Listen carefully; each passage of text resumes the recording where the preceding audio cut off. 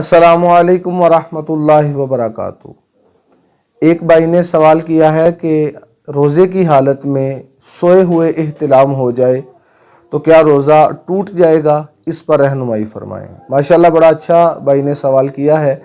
دیکھیں، سوئے ہوئے احتلام ہو جانے سے روزہ نہیں ٹوٹتا، کیونکہ جب بندہ سویا ہوتا ہے تو تب بندے کا اختیار نہیں ہوتا، تو احتلام ہو جانے سے روزہ نہیں ٹوٹتا، البتہ غسل فرض ہو جاتا ہے، اور غسل فرض ہونے میں احتیاط کرنا یہ ضروری ہے۔ یہ دو تین چیزیں ہیں جن پر غسل میں احتیاط کرنا ضروری ہے۔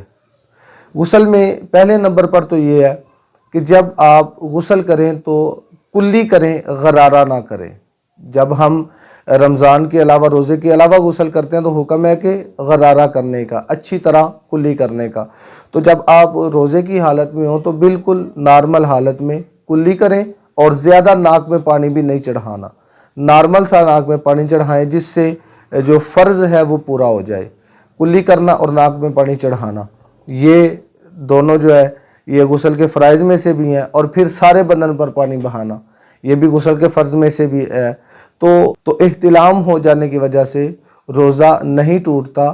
امید ہے آپ کو اس مسئلے کی بخوبی سمجھ آ چکی ہوگی۔ اللہ کریم کی بارگاہ میں دعا ہے اللہ رب العزت شرعی مسائل کو سیکھ کر، سمجھ کر ان پر عمل کرنے کی توفیق عطا فرمائے۔